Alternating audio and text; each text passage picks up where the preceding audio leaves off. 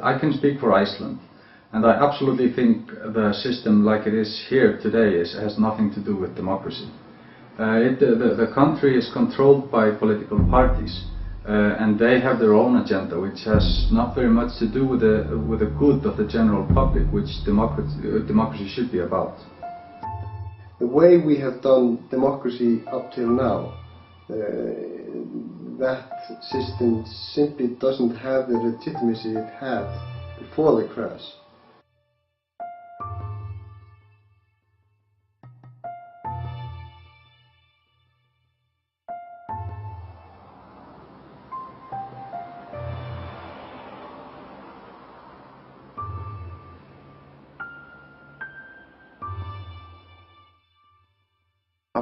After the financial collapse of 2008, there was a very strong social upheaval.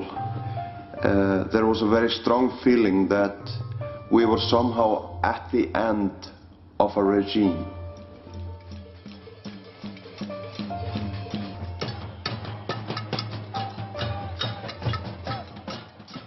Instead of responding with anger and going to protests and making a lot of noise, there were also very many people that were thinking that, you know, we don't need protest or anything to bring this system down. It's collapsing on its own.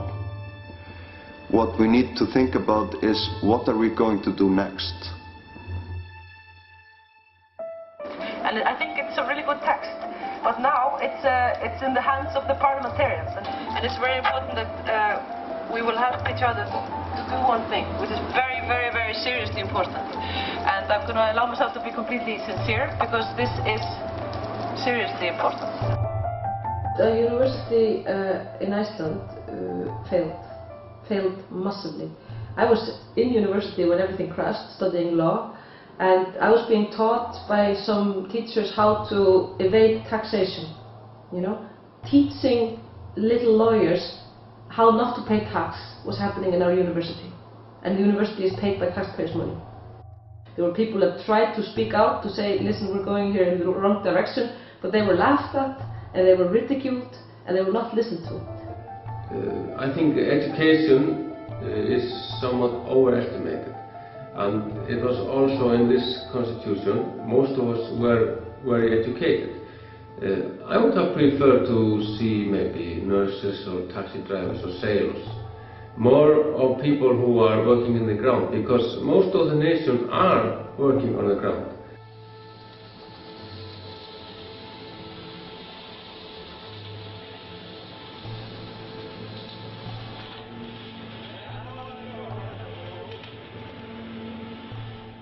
There is a war between the people who own the world, the people who control the world, and the rest of the people, the masses, the people that in some cases feel like they have nothing, they have no say in anything.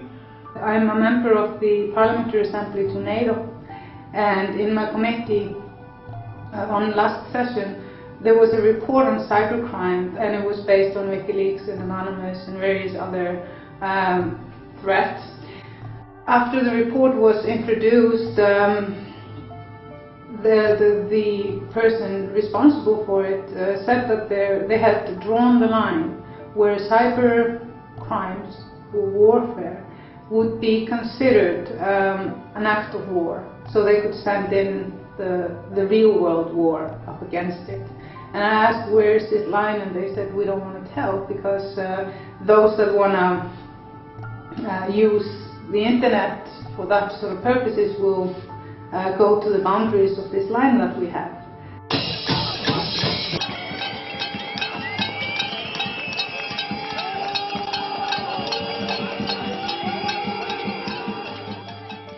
The crash, it was not just because of circumstances in the world, it was also because of circumstances here in Iceland, and I would call these circumstances corruption. The banks had become bankrupt way before, but they had been collecting money from Holland and Great Britain through these iSave accounts, and when everything collapsed, these debts became the debts of the Icelandic public, which is completely unfair. And if we think about it, this whole banking system is incredibly stupid. I don't understand how this can still be going on. I think if Europe would have any sense, they would close down the banks and start all over again and say, if you're going to borrow 1 krona, you have to have it. You cannot just invent it. At the same time, they owned the media. So we were in a situation, you know, that we were not being told the truth. The media it was not the thing what they were saying, but not what they were not saying, you know. Everything is very hidden. It's very difficult to have real numbers about anything. It's difficult to have answers about anything. It was difficult when the right-wing government here and everything collapsed. And now with a left-wing government, it's even more difficult. It's the system of having every 4 years the possibility to vote for different parties that turn out all to be more or less the same when they get into power. It's just totally not working. Example, we are having people here standing in a food line. Why are we having that? And the finance minister, he was taking about almost 15,000 millions Icelandic crowns and put it into one small bank in Keflavík. The bank was bankrupt. Why didn't the finance minister just let this bank be a private-owned bank? Just went bankrupt. Why was he taking 15,000 millions from the people and put into this bank and having these people standing in food line? It's corruption. During the protests, you know, people were generally very negative towards IMF, but now IMF is doing what they like to, and the government that was voted for being against IMF, they are doing what they want them to do. Að standa í brúnni, vera formaður ykkar á þessum sögulegu tímamótum. You always start with yourself. It sounds very egocentric, but it's not. Because I believe I'm fighting for a better life for myself. And if I start doing that, all the other people who also want to do it, they come.